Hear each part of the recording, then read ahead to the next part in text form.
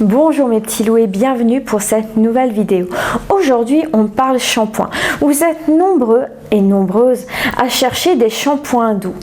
Mais qu'est-ce que ça veut dire un shampoing doux? Pourquoi les autres ne le sont pas? Pourquoi sont-ils abrasifs? Vers quoi faut-il se diriger pour avoir le shampoing le plus doux possible?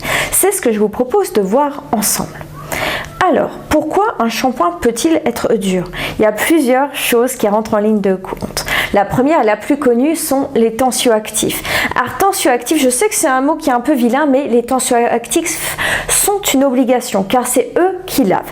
Tensioactif signifie une tension entre deux surfaces.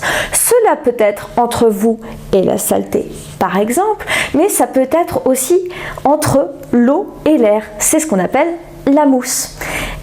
Et oui, je sais, vous aimez la mousse, mais la mousse fait rajouter des tensioactifs qui ne sont pas nécessaires pour laver votre cuir chevelu et vos cheveux.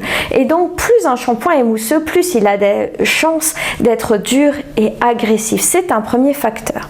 Ensuite, il faut savoir qu'il y a des tensioactifs qui sont plus agressifs, certains que d'autres. Le tensioactif lauryl sulfate étant le plus agressif. Il est très connu parce que si on fait plus agressif que lui, c'est interdit, c'est illégal.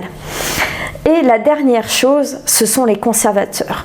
Beaucoup d'entre vous utilisent des shampoings sous forme de gel, donc sur une base aqueuse.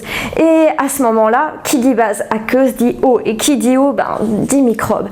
Et du coup, plus il y a de l'eau, plus il va falloir mettre de conservateurs. Donc, qu'est-ce que nous dit tout cela? Plus un produit mousse, plus il est agressif. Plus il y a d'eau, plus je dois mettre de conservateurs et plus il devient agressif. Et il y a des tensioactifs qui sont plus doux, certains que d'autres. Alors en fait, quelle est ma solution par rapport à ça? Moi je trouve personnellement que la solution se trouve dans les poudres. Parce qu'il y a en effet des poudres de plantes qui contiennent naturellement de la saponine et du coup qui peuvent laver votre cheveu. C'est parmi les tensioactifs les plus doux. Je peux vous citer 3 de ces poudres, le shikakai, le Reta, mais aussi le SIDR. Donc ça, c'est des poudres que vous pouvez utiliser seules ou de façon composée. Le shikakai plutôt pour les brunes, le Reta qui a une couleur claire peut être parfait pour des personnes aux cheveux clairs, et enfin le SIDR, lui, est spécialement conçu, si je puis dire, pour les personnes qui se sont colorées les cheveux. Il va protéger effectivement la couleur. Aromazone, eux, ils proposent un shampoing végétal qui est constitué non seulement de ces 3 poudres, mais aussi d'amla, qui est un embellisseur capillaire, de kapoor kashli, qui est un fortifiant, et aussi de henné neutre. Alors le henné neutre, c'est génial, comme gainant, comme brillant. Vous verrez, ça donne du volume, ça donne de la santé, ça aide à démêler. Par contre, vous ne pouvez pas l'utiliser si vous avez prévu de vous teindre les cheveux, car le henné se met autour du cheveu et donc ne permet plus à la coloration de rentrer après pendant un certain temps. Mais si vous avez des problèmes de psoriasis, de cuir chevelu sensible, les poudres peuvent vraiment être votre allié.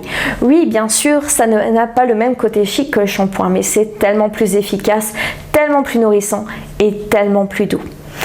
Voilà, je vous dis à bientôt. Je vous mettrai en barre d'infos un petit article avec quelques recettes de poudre. Bye bye! Si vous voulez être informé des nouvelles vidéos, cliquez sur l'onglet au centre. Si vous voulez voir d'autres vidéos, cliquez à droite ou à gauche sur la vidéo qui vous intéresse. Au revoir!